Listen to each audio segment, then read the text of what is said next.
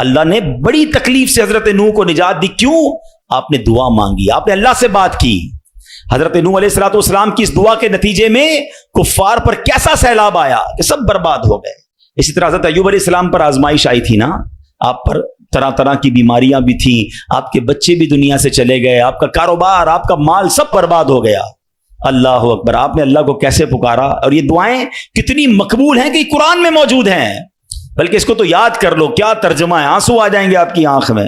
حضرت ایوب کہتے ہیں انی مسنی الضر وانت ارحم الراحمین.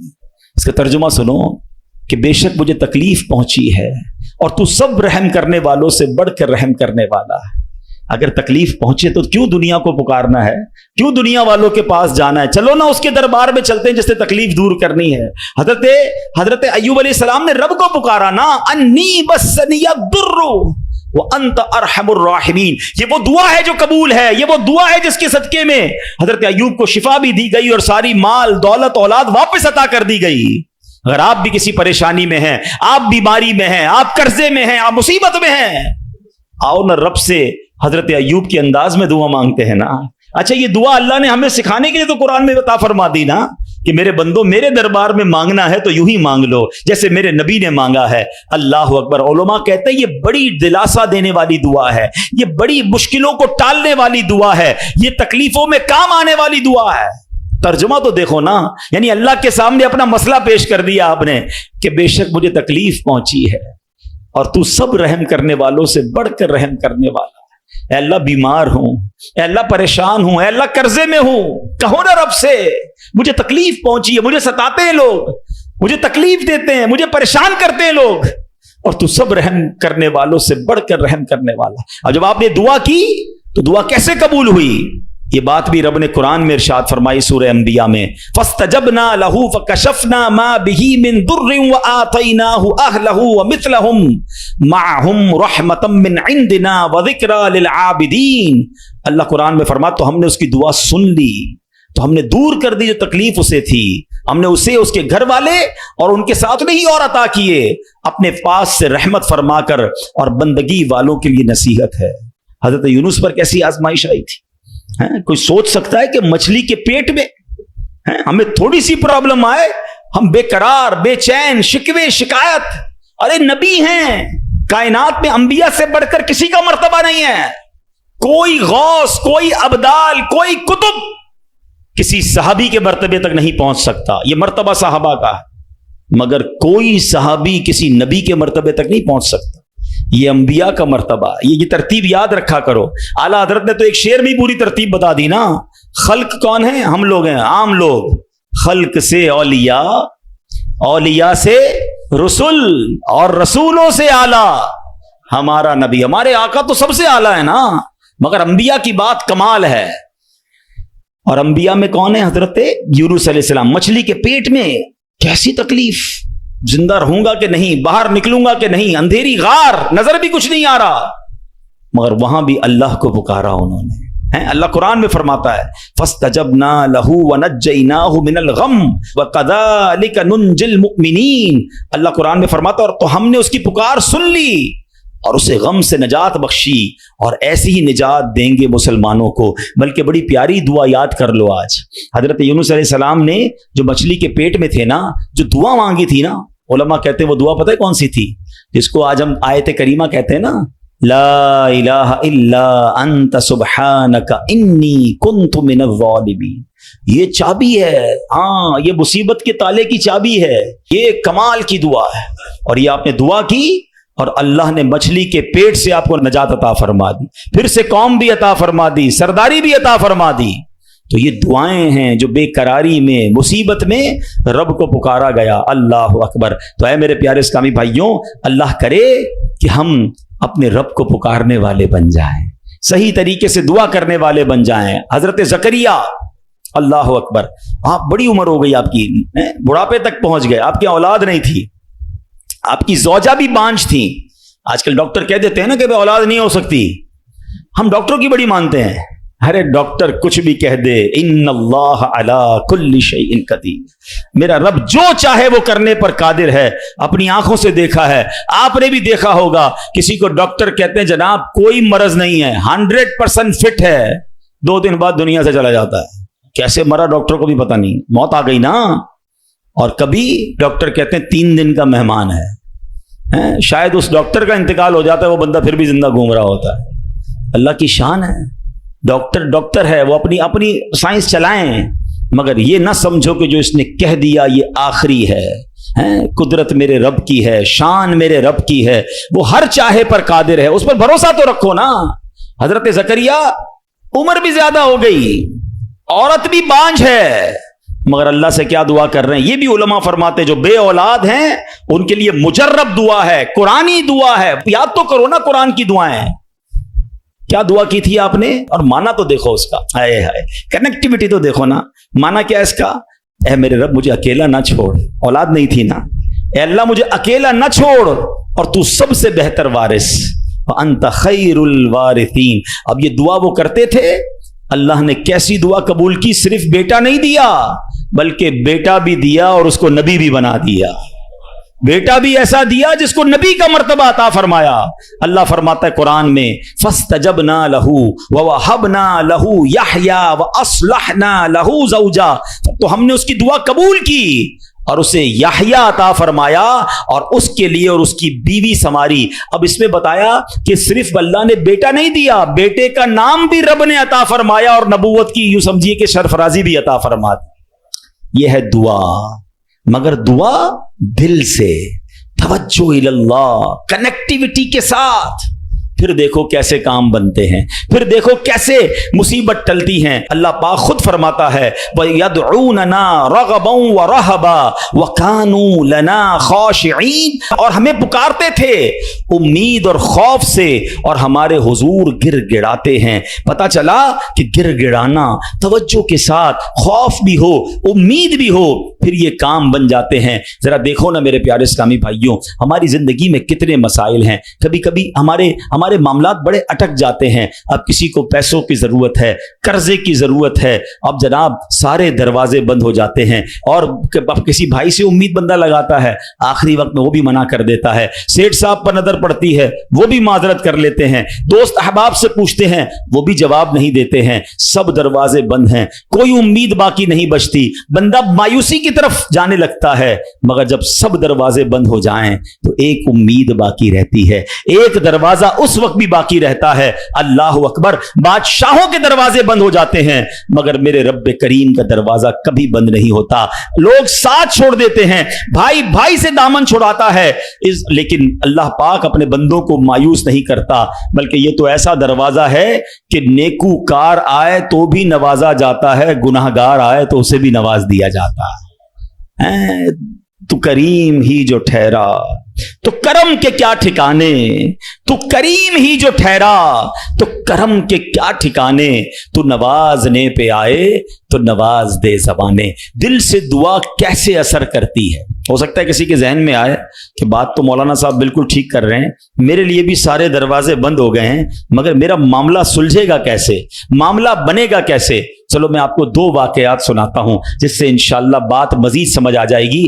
ایک صاحب تھے، کافی امیر تھے، اپنا بنگلہ بھی تھا، اپنی گاڑی بھی تھی، اللہ پاک نے بہت دیا تھا۔ شام کو گھر آئے، بچوں کے ساتھ وقت گزارا، کھانا کھایا، اور اس کے بعد اپنے بستر پر لیٹ گئے۔ رات ہو گئی تھی، بڑا نرم بستر تھا، ٹھنڈا کمرہ تھا، مگر کروٹ بدلتے جا رہے تھے، نیند نہیں آ رہی تھی۔ اب نیند بھی اللہ پاک کی نعمت ہے، جس کو آ جائے، لوگ اس کی بھی قدر نہیں کرتے، پوچھو اس سے جس کو نیند نہیں آتی۔ اب کافی دیر تک کروٹ بدلنے لگا کہ پتہ نہیں کیوں نیند نہیں آ رہی، چلو آج تھوڑی سی فریش ایئر لیتا ہوں، شاید نیند آ جائے۔ گھر سے باہر نکلے، گاڑی سٹارٹ کی اور آگے چلتے رہے اور گھومنے لگے گلیوں میں۔ اچانک ایک مسجد نظر آئی اور مسجد کا دروازہ کھلا نظر آیا، کہ چلو یار ایسے ہی گھوم رہا ہوں، ذرا مسجد کے اندر چلا جاتا ہوں، وضو کر کے کچھ 2 رکعت نفل پڑھ لیتا ہوں۔ مسجد کے باہر گاڑی پارک کی، وضو کیا، مسجد کے اندر داخل ہوئے تو جیسے ہی مسجد کے اندر گئے پوری مسجد خالی، مگر ہلکی ہلکی کہیں سے رونے کی آواز آ رہی۔ رات کو اس وقت کون ہے مسجد میں اور کیوں رو رہا ہے؟ تو دیکھا کہ ایک کونے میں ایک غریب آدمی اللہ کی بارگاہ میں ہاتھ اٹھائے رو رہا ہے اور روتے روتے اللہ کی بارگاہ میں عرض کر رہا ہے کہ اے اللہ میری بیٹی بیمار ہے, ڈاکٹر نے آپریشن کا کہا ہے, مجھ غریب کے پاس پیسے نہیں ہیں, کہاں سے لاؤں؟ اے رب کریم تو ہی اسباب بنانے والا ہے, مجھ غریب کی حالت زار پر رحم فرما. اس امیر شخص کو سمجھ آ گیا مجھے نیند کیوں نہیں آ رہی تھی, مجھے کہیں بھیجا گیا ہے, میں ڈھونڈتے ڈھونڈتے اسی کے لیے آیا ہوں. اللہ اکبر. وہ غریب کے پاس گیا, جیب میں جتنی رقم تھی نکال کر اس کو پیش کر دی کہ بھائی یہ لے لو اور میرا یہ کارڈ بھی رکھ لو, کبھی بھی ضرورت پڑے تو مجھ سے بات کر لینا. اس غریب شخص بھی کیسا خوددار تھا, اس نے کارڈ واپس دیا کہ مجھے ایڈریس کی ضرورت نہیں ہے, میرے پاس ایک ایڈریس موجود ہے. تو کون سا ایڈریس موجود ہے؟ بولو یہ ایڈریس ہے نا, اللہ کی بارگاہ میں آیا, اس نے تمہیں بھیج دیا, جب دوبارہ ضرورت پڑے گی تو بھی اسی کی بارگاہ میں آ جاؤں گا. سارے دروازے بند ہو جائیں, میرے کریم کا دروازہ کھلا ہوتا ہے. ہمارا پرابلم ہے ہم جاتے ہی نہیں اس کے پاس. اچھا اپنا ایک چھوٹا سا ٹیسٹ لے لو نا تاکہ اندازہ ہو جائے گا آپ کو. کبھی بھی آپ کو بیماری ہو, پیٹ میں درد ہو, سر میں درد ہو, پاؤں میں درد ہو, چوٹ لگ جائے, پہلے کون یاد آتا ہے؟ ڈاکٹر. ڈاکٹر کے پاس چلو, یار بڑا درد ہے, کسی کو معلوم کرو کیسے علاج ہوگا, دوائی. میں نہیں کہتا ڈاکٹر کے پاس نہیں جانا چاہیے, لیکن پہلے ہمیں اللہ یاد آنا چاہیے. اے اللہ تو شفا دینے والا ہے, کرم کر دے مالک. کاروبار میں نقصان ہوا, فیملی میں پرابلم ہوا, واٹ ایور پرابلم, سب سے پہلے ہمیں دنیا والے, سورس, وکیل, پولیس, یہ یاد آتے ہیں. ہونا یہ چاہیے کہ ہمیں خالق اسباب کی یہ طرف لو لگانی چاہیے, پہلے اللہ کریم کو پکارنا چاہیے. اسباب اختیار کرنا منع نہیں, مگر اسباب کے چکر میں, اس دنیا کے چکر میں ہم بھول گئے اسے کہ جو حل کرنے والا ہے, جو مشکلیں دور کرنے والا ہے, جو اولاد دینے والا ہے, جو مصیبت ٹالنے والا ہے. ہم اس کی طرف جاتے ہی نہیں ہیں. پورا پورا دن دفتروں کے دھکے کھاتے ہیں مگر 2 رکعت پڑھ کر اس کی بارگاہ میں سر نہیں جھکاتے. دیکھو اللہ کیسے کام بناتا ہے. ایک اور واقعہ سنو. ایک بہت مشہور ڈاکٹر تھا, میں نے واقعہ کتاب میں پڑھا. مثال کے طور پہ اس کا نام ڈاکٹر احمد تھا. ساری زندگی اس نے بڑے آپریشن کیے, اس کا بڑا نام تھا. اب حکومت نے اعلان کیا کہ اس کو گولڈ میڈل دینا ہے, لائف ٹائم اچیومنٹ ایوارڈ. پوری زندگی اتنا کام کیا, اس ڈاکٹر کو ملک کے دارالحکومت میں بلایا جائے گا اور ایک بڑی تقریب ہوگی اور اس کو گولڈ میڈل دیا جائے گا. ڈاکٹر بڑا خوش کہ اتنا بڑا ایوارڈ ملنے والا ہے. ڈاکٹر صاحب نے فلائٹ بک کی, جہاز میں بیٹھے. جیسے ہی جہاز اڑا تو کچھ دیر کے بعد جہاز, موسم خراب ہو گیا اور جہاز میں کوئی پرابلم ہو گئی, تو جہاز کو راستے میں کسی چھوٹے سے ایئرپورٹ پر اتار لیا گیا. ڈاکٹر صاحب جہاز سے نکل کر عملے کے پاس جاتے ہیں کہ بھائی کب جہاز اڑے گا, میری تو وہاں بہت اہم تقریب ہے اور سارا پروگرام میرے لیے سجایا گیا ہے, میں چیف گیسٹ ہوں, مجھے گولڈ میڈل ملے گا, بتائیں دوبارہ جہاز کب اڑے گا؟ کسر چھوٹا سا ایئرپورٹ ہے, جہاز کا پرابلم بڑا ہے, اتنا جلدی ٹھیک نہیں ہوگا. آپ کو اگر پہنچنا ضروری ہے تو آپ کو ایک گاڑی لیں کرائے پر اور بائی کار چلے جائیں, آپ پہنچ جائیں گے اپنی تقریب سے پہلے. ڈاکٹر نے کہا یہ بھی آئیڈیا ٹھیک ہے, جہاز کے انتظار میں کہیں میرا پروگرام ہی مس نہ ہو جائے. ڈاکٹر صاحب نے گاڑی بک کی, رینٹ ا کار لی. جیسے ہی راستے میں گئے تو زبردست بارش, آندھی طوفان. اس اندھیرے میں, اس آندھی طوفان میں ڈاکٹر صاحب راستہ بھول گئے اور کسی مین ہائی وے سے نکل کر گاؤں کے روڈ پہ چڑھ گئے. بہت دیر تک راستے میں, اب بھوک بھی لگ رہی, کھانا بھی نہیں کھایا, اندھیرا گپ, بارش ہو رہی ہے. اچانک ایک چھوٹا سا گاؤں میں گھر نظر آیا جس میں ایک بلب جل رہا تھا. ڈاکٹر صاحب نے کہا اب تو حالت ایسی ہو گئی, دروازہ کھٹکھٹایا. ایک بوڑھی عورت نے دروازہ کھولا. کب ماں جی کچھ کھانے پینے کو ملے گا, بہت بارش ہو رہی. کہا بیٹا اندر آ جاؤ. وہ اندر چلا گیا. ماں جی نے بڑی محبت سے اسے پانی بھی دیا, کچھ کھانے کو بھی دیا.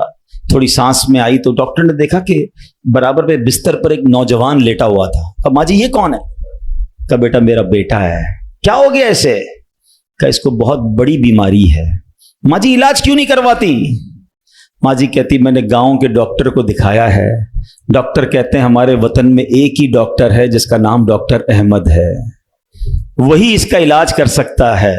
مگر بیٹا میں غریب ماں ہوں, میں اپنے بیٹے کو کہاں سے ڈاکٹر احمد کے پاس لے جاؤں؟ نہ پیسے ہیں نہ کرایہ ہے, بس روز اللہ سے دعا کرتی ہوں اے اللہ تو کارساز ہے, میرے بیٹے کو شفا دے دے یا ڈاکٹر احمد کے پاس پہنچا دے.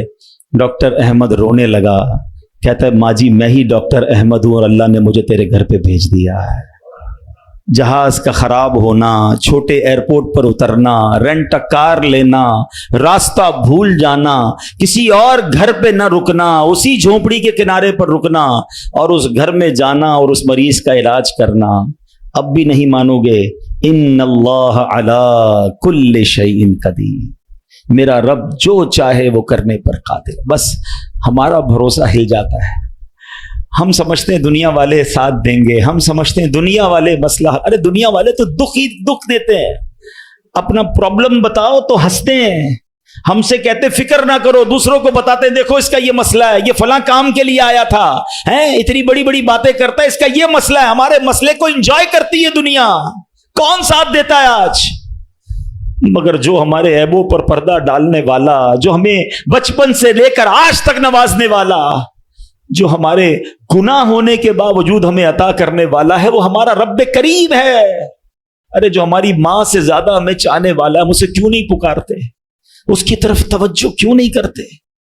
हालांकि उसकी रहमत तो उसके दरवाजे खुले हुए हैं, वो तो देना चाहता है, मगर काश जो तवज्जो रिक्वायर्ड है, जो दिल से दुआ मांगना है, वो अल्लाह मुझे और आपको नसीब फरमा दे। और फिर अल्लाह को पुकारे ना। मैंने कहा ना, गुनाहगारों का भी वो रब है, वो नेकों का रब तो है, वो गुनाहगारों को कैसे नवाजता है। एक और वाकया सुनो, उयूनुल हिकायात, ये बड़ी प्यारी किताब है मकतबतुल मदीना से, अगर आप इसे लेंगे तो इसमें बड़ी जबरदस्त वाकयात मौजूद हैं। माजरा यह है कि हजरत बिक्र बिन अब्दुल्ला फरमाते हैं कि पिछली कौमों में एक बहुत सरकश, गैर मुस्लिम और जालिम बादशाह था। वो अल्लाह पाक की नाफरमानी में हद से बड़ा हुआ था। एक मर्तबा एक जंग में बादशाह को गिरफ्तार कर लिया गया। अब इतना जालिम था कि जिन्होंने गिरफ्तार किया था उन्होंने कहा, इस जालिम बादशाह को तो तड़पा तड़पा के मारना है। तो तय ये पाया कि इसको ऐसा करो कि तांबे की एक देग में डालते हैं और उसको ऊंची जगह पर लटकाते हैं और नीचे आग जलाते हैं ताकि ये जल भूनकर मर जाए। ऐसे ही किया गया, तांबे की देग बनाई गई, नीचे आग लगा दी गई। अब आहिस्ता आहिस्ता जो है वो देग गर्म हुई, बादशाह की हालत खराब, पूरी देग गर्म हो जाए तो जिस्म झुलसने लगा। उसने पहले तो झूठे खुदाओं को पुकारा, मगर जिस सारी जिंदगी जिनके आगे पेशानी रगड़ी थी उन्होंने क्या जवाब देना था? किसी ने कोई जवाब नहीं दिया, कोई मदद नहीं आई। अल्लाह अकबर। अब जब सब उम्मीदें टूट गई ना, सब उसको पता चल गया कि अब मेरा आखिरी वक्त आ गया, अब मैं गया, अब मैं मारा जाऊंगा। तो अब ये बादशाह जो था मुसलमान नहीं था, इसने मुसलमानों के रब यानी खुदावंदे कुद्दूस को पुकारना शुरू कर दिया। वो कहता है, या अल्लाह, या रहमान, या रहीम, मदद फरमा दे, और बुलंद आवाज से ला इलाहा इल्लल्लाह पढ़ना शुरू कर दिया। अब बादशाह ने इस मुश्किल घड़ी में अल्लाह से तौबा भी की कि अल्लाह मुझे माफ कर दे और बस मुझे बचा ले, अब मैं तेरी इबादत करूंगा, अब तक जो किया मुझे माफ कर दे। बुलंद आवाज से ला इलाहा इल्लल्लाह। उस देग में बैठा हुआ है, नीचे आग लगी हुई है। देखो करीम ने उसकी पुकार कैसे सुनी कि बारिश बरसना शुरू हो गई। जैसे बारिश बरसी तो वो आग बुझ गई, तो वो गर्मी तो ऑलमोस्ट खत्म हो गई। लेकिन फिर इतनी तेज हवा चली कि वो देग रस्सियां तोड़ाकर देग ही उड़ने लगी। अच्छा, वो बादशाह ला इलाहा इल्लल्लाह, ला इलाहा इल्लल्लाह की आवाजें बुलंद कर रहा है और देग उड़ रही है। अब देग उड़ते उड़ते उड़ते गैर मुस्लिम कौम का जो कबीला था वहां जाके पहुंच गिर गई। अब जब वहां गई तो लोग हैरान कि ये कैसी देग है जो उड़ते हुए आ रही है, और उसमें एक बंदा बैठा हुआ है, वो ला इलाहा इल्लल्लाह, ला इलाहा इल्लल्लाह पढ़ रहा है। तो जब वो गैर मुस्लिम करीब आए तो उस बादशाह ने बाहर निकलकर अपना वाकया सुनाया कि सुनो, मैं गैर मुस्लिम था, अपने अल्लाह के सिवा झूठे खुदाओं की पूजा करता था, मैंने कलमा पढ़ा, अल्लाह ने इस मुसीबत से निकाल दिया और मुझे यहां पहुंचा दिया, पूरा गांव कलमा पढ़कर मुसलमान हो गया। अल्लाह की जो ना कुदरत के नजारे हैं, अल्लाह ऐसे निकालता है बंदे को कि समझ भी नहीं आती। बात वही है कि दिल से उसे पुकारना है, मगर दिल से गिड़गिड़ा कर, तवज्जो के साथ, फोकस के साथ, फिर देखो आपकी मुश्किलें कैसे टल जाती हैं। तो अल्लाह करे कि हम प्यारे आका अलैहिस्सलाम की सुन्नत पर अमल करने वाले बन जाए। एक बार खुद नबी पाक के साथ बड़ा हैरान कुन वाकया पेश आया। ये 3 हिजरी ग़ज़वा गतफ़ान का मौका था। प्यारे आका अलैहिस्सलाम सहाबा किराम को लेकर सफर पर रवाना हुए। एक मकाम पर पड़ाव किया तो सहाबा किराम कुछ फासले पर ठहरे और नबी पाक अलैहिस्सलाम अकेले एक दरख्त के नीचे तशरीफ फरमा हो गए। गैर मुस्लिम जो हर वक्त नबी पाक को मादल्ला नुकसान पहुंचाने की ट्राई करते रहते थे, प्लान करते रहते थे, उनमें से गैर मुस्लिम अचानक कहीं से आया ہاتھ میں ننگی تلوار, اور نبی پاک اکیلے, کوئی اس وقت صحابہ بھی قریب نہیں تھے. تو پیارے آقا علیہ الصلوۃ والسلام کے بالکل سامنے آ گیا اور بڑے تکبر کے ساتھ, بڑے جس کو کر و فر کے ساتھ کہتا ہے, اے محمد صلی اللہ تعالی علیہ وسلم, اب بتائیے آپ کو مجھ سے کون بچائے گا؟ آپ کے ساتھ تو کوئی بھی نہیں ہے, آپ اکیلے ہیں, میرے ہاتھ میں تلوار ہے. اللہ اکبر. نبی پاک کی توجہ اللہ کی طرف کیسی تھی؟ آپ نے صرف ایک جملہ کہا, ایک لفظ کہا, فرمایا اللہ. کیا نام ہے, دل کو کیسا سکون نصیب ہوتا ہے. میں اسے پکار رہا ہوں جو میرا خالق ہے, جو میرا مالک ہے, جو میرا پروردگار. پکارا کرو اسے, نام لیا کرو اس کا. کہو اللہ اللہ اللہ اللہ, پکارو اسے اللہ اللہ اللہ اللہ. ہائے ہائے ہائے, نبی پاک کی زبان سے لفظ اللہ نکلا, وہ غیر مسلم تو کانپنے لگ گیا, تلوار اس کے ہاتھ سے چھوٹ گئی. اب نبی پاک نے تلوار اٹھا کر کہا, اب بتاؤ تمہیں مجھ سے کون بچائے گا؟ تھوڑی دیر پہلے تو وہ کہہ رہا تھا نا آپ کو کون بچائے گا, اب آقا کے ہاتھ میں تلوار ہے صلی اللہ تعالی علیہ وسلم, اب بتاؤ تمہیں کون بچائے گا؟ وہ کہتا ہے حضور مجھے بچانے والا تو کوئی بھی نہیں ہے, وہ مسلمان تو تھا نہیں. نبی پاک علیہ الصلوۃ والسلام نے اس کی بے کسی پر رحم فرمایا, اسے معاف کر دیا. آئے ہائے, نبی پاک کے ایسے اعلیٰ اخلاق دیکھے, وہ کلمہ پڑھ کر مسلمان ہو گیا. دشمن آ جائے تو چادر بھی بچھا دیتے ہیں, ہم معاف کریں گے. جان لینے آیا تھا, آقا نے اسے معاف کیا. ہمارے مزاج کے خلاف بات کر دے, ساری زندگی دشمنی لے لیتے, مجھے گالی دی, مجھے برا بھلا کہا, مجھے نقصان پہنچایا. کب تک بدلے لیتے رہو گے یار؟ نبی پاک کے امتی ہو تو معاف کرنا بھی تو سیکھو. آقا علیہ الصلوۃ والسلام جانی دشمن کو معاف کر دیتے, ہم اپنے بھائی کو معاف کرنے کے لیے تیار نہیں ہوتے. نہیں میں نہیں جاؤں گا بھائی کے گھر, ہم نہیں جاتے فلاں رشتہ دار کے گھر, ہم نہیں بلاتے کسی کو دعوت میں. چھوٹی چھوٹی باتیں ہیں, کبھی دعوت نہیں دی تھی آپ کو اس وجہ سے, کبھی سیدھے منہ بات نہیں کر سکے, آپ کو ویلکم نہیں کر سکے, آپ کو تحفہ نہیں بھجوایا, اتنی چھوٹی بات پر آپ نے رشتہ داریاں ختم کر دی. اور ایک طرف کہتے ہو کہ نبی پاک کے امتی, آقا کے غلام. اچھا نعتیں سب کو یاد ہیں, یاد کرو نا, نبی پاک کی سنت پر تو عمل کرو, کسی کو تو معاف کرو. بندہ کہتا میں بتاتا ہوں, مجھے گالی دی ہے, اب میں بتاتا ہوں. وہ ایک گالی دیتا ہے, ادھر سے 7 گالیاں جاتی ہیں. اور صحیح بات یہی ہے, جو کہتا ہے میں بتاتا ہوں, وہ واقعی بتا دیتا ہے وہ کون ہے, اس کے اندر کتنا گند بھرا ہوا ہے. اگر وہ آپ کے ساتھ برا کر رہا ہے تو آپ کو کس نے اجازت دی ہے برا کرنے کی؟ ایک عجیب سا جملہ مشہور کر دیا گیا ہے کہ جناب ہم شریف کے ساتھ شریف ہیں, بدماش کے ساتھ بدماش ہیں. مجھے آج تک سمجھ نہیں آیا کون سا بٹن لگا ہوا ہے آپ کے اندر بھائی. شریف کے ساتھ شریف ہوتے ہو, بدماش آتا ہے, آپ بھی بدماش بن جاتے ہو, تو پھر تو آپ بھی بدماش ہوئے نا بھائی. شریف آدمی شریف کے ساتھ شریف ہوتا ہے, بدماش کے ساتھ بھی شریف ہوتا ہے, تبھی تو بدماش کی اصلاح ہوگی نا. مسلمان ہوا نا یہ شخص, نبی پاک نے معاف کر دیا. تو خدارا آقا کی سنت کو ادا کریں, اور جیسی بھی مشکل, جتنی بڑی مشکل ہو, آپ بس دعا کریں, اللہ کو پکاریں, اللہ کو یاد کریں, توجہ اللہ کی طرف جائے. اچھا ایک اور چیز, ایک اور ٹیسٹ کرتے ہیں. کوئی نقصان ہو گیا ہے, کوئی تکلیف ہو گیا, آپ ہماری ہم جس جنریشن کے, میں جس جنریشن کا ہوں, شاید اب تو ایسا نہیں ہے, جو بزرگ بیٹھے ان سے پوچھیں کہ ہماری مائیں یا ہماری نانی دادی بچے کو سلاتی تھیں تو ذکر اللہ کر کے سلاتی تھی. آمینہ بی بی کے گلشن میں کیسے پڑھتی تھی؟ آمینہ بی بی کے گلشن میں آئی ہے تازہ بہار, پڑھتے ہیں صلی اللہ وسلم آج در و دیوار. نبی جی اللہ اللہ اللہ ہو لا الہ ہو اللہ اللہ اللہ ہو لا. رات بچے کو سلا رہے ہیں تو ذکر الہی ہو رہا ہے, نعتیں سنائی جا رہی ہیں, بچے کو کچھ لگ جائے تو حسبی اللہ یا اللہ خیر ہے. اب تو عجیب عجیب باتیں ہیں.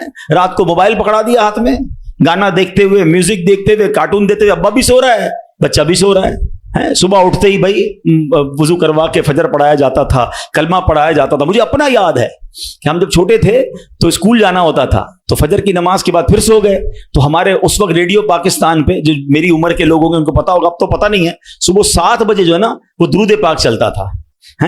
اللہم صلی علی سیدنا محمد النبی الامی وعلی آلہ وصحبہ کچھ یاد آ رہا ہوگا, یہ کنٹینیو چلتا تھا. تو والدہ وہ اس کو آن کر کے بڑی آواز کر دیتے تھے, تو خود ہی آنکھ کھل جاتی تھی, خود ہی. اب درود سے اٹھایا جا رہا ہے. یہ انداز تھا ہمارے گھروں کا کہ صبح اٹھاتے وقت, رات سلاتے وقت, بچے گھر سے جا رہا ہے اللہ رسول کے حوالے, غوث پاک کے حوالے. یعنی ہماری ٹریننگ اس طرح ہوتی تھی کہ بات پر اللہ کا ذکر, اللہ کے رسول کا ذکر.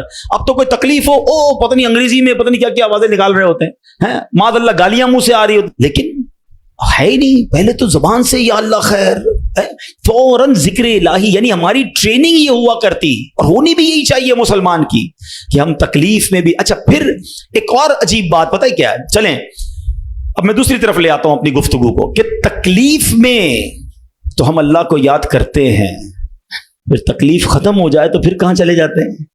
اچھا بعض اوقات پتہ ہے کہ اچانک مسجد میں کوئی نیا آدمی نظر آنے لگتا ہے نا, ٹوپی بھی پہنی ہوئی, ہاتھ میں تسبیح بھی ہے, خیر تو یہ کدھر سے آیا بھائی, اور 5 نمازیں بھی پڑھ رہا ہے, بعض اوقات نماز سے بھی پہلے آ جاتا ہے. میں پوچھو خیر تو ہے, بس وہ والدہ ہاسپٹل میں ہے یا فلاں پرابلم ہے. بہت اچھی بات ہے, میں خدا نہ خواستہ ڈسکریج نہیں کر رہا, مگر ادھر وہ پرابلم دور ہوئی, ادھر مریض ٹھیک ہوا, ادھر مسئلہ حل ہوا, وہ بندہ ہی غائب ہو گیا مسجد سے. تو یہ کیا ہے؟ ہم خوشی میں بھی اللہ کے بندے ہیں, ہم غم میں بھی اللہ کے بندے ہیں. ہم غموں میں بھی اسے پکاریں, ہم خوشی میں بھی اسے یاد رکھیں. اور یہ بات میں نہیں کہہ رہا, یہ اللہ کریم نے قرآن مجید فرقان حمید میں ارشاد فرمایا, اور یہ کافروں کی عادت اللہ نے ارشاد فرمائی. سنو, اللہ قرآن میں فرماتا ہے وَإِذَا مَسَّ الْإِنسَانَ الضُّرُّ دَعَانَا لِجَنبِهِ أَوْ قَاعِدًا أَوْ قَائِمًا. اللہ فرماتا ہے, اور جب آدمی کو تکلیف پہنچتی ہے تو لیٹے ہوئے اور بیٹھے ہوئے اور کھڑے ہوئے ہر حالت میں ہم سے دعا کرتا ہے. بہت اچھی بات ہے, مگر آگے کیا ہوا؟ اللہ فرماتا ہے پھر جب ہم اس کی تکلیف دور کر دیتے ہیں تو یوں چل دیتا ہے گویا کبھی کسی تکلیف کے پہنچنے پر ہمیں پکارا ہی نہیں تھا, یاد ہی نہیں رہتا اللہ کا گھر. سچ بتاؤ ایسا ہم نہیں کرتے؟ پرابلم ہو تو گھر میں قرآن خوانی کراؤ, درود پاک کا ختم کرواؤ, امام صاحب کے پاس چلتے ہیں, دعا کرواتے ہیں, ذرا مسجد میں دعا کروانی ہے. ارے بھائی دعا کر دی, تمہارا مسئلہ حل ہو گیا, اب گئے کدھر؟ یہ اللہ پاک سے کیا تعلق بنا رہے ہو؟ ایسا نہ کریں.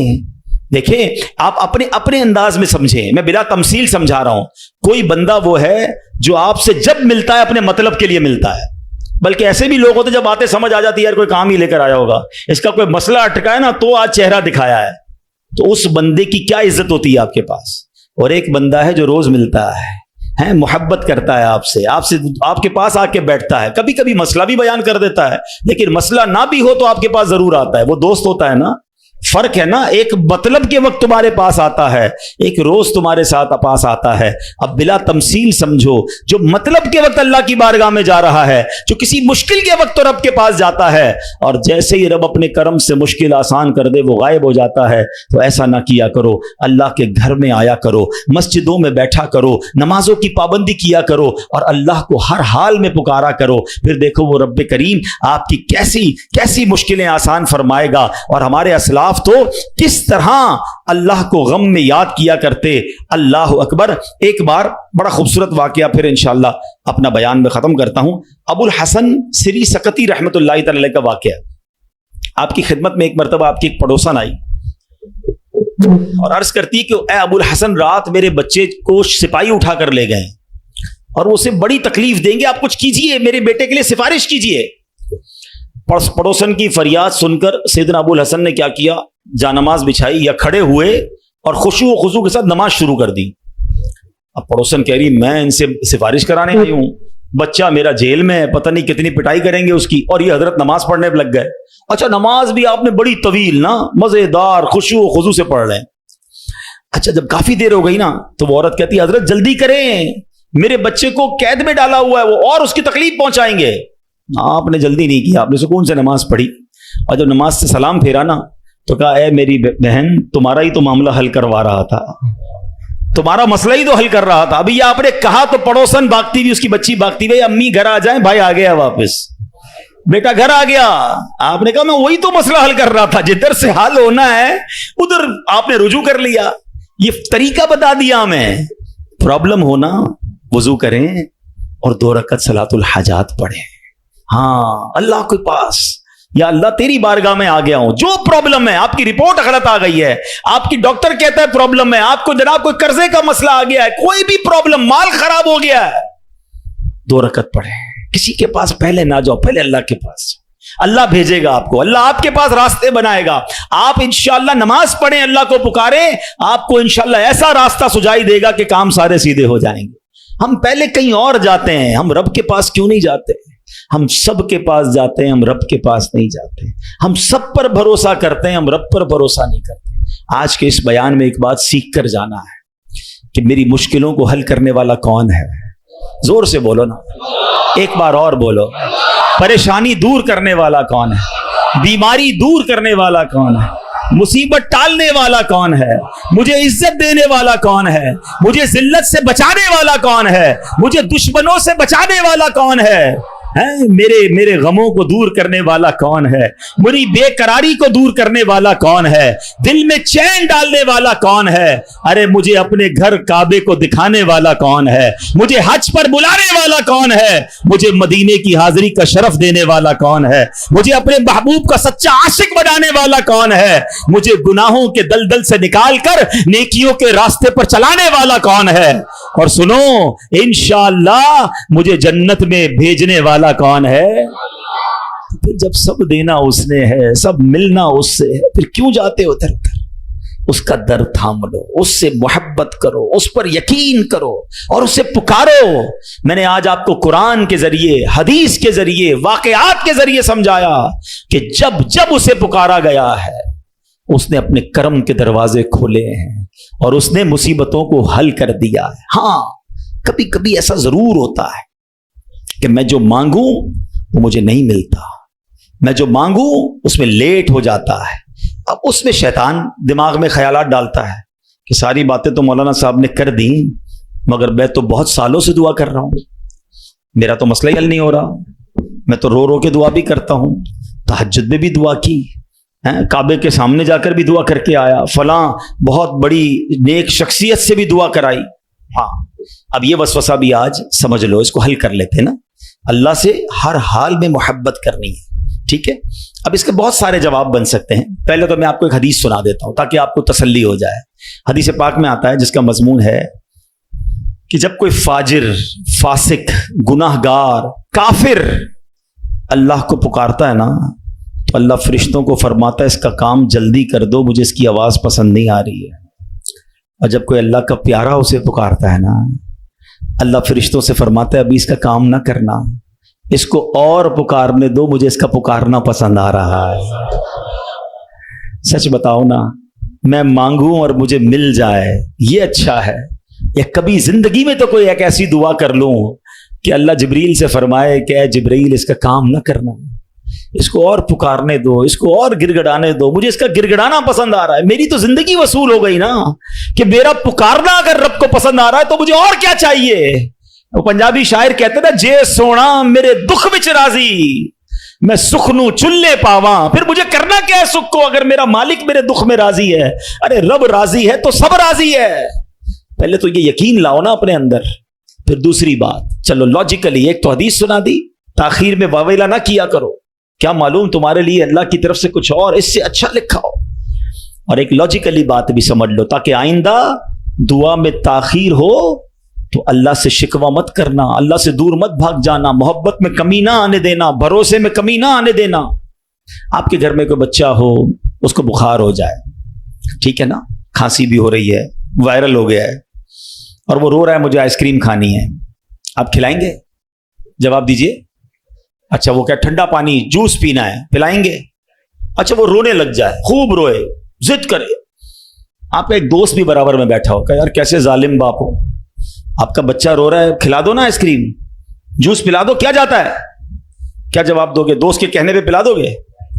آپ کہیں گے بھائی میں اس کا والد ہوں, مجھے پتا ہے کہ مجھے کب اس کو کیا دینا ہے. ایسا ہی ہے نا, تم والد ہو, تمہیں پتا ہے بچے کو کب کیا دینا ہے.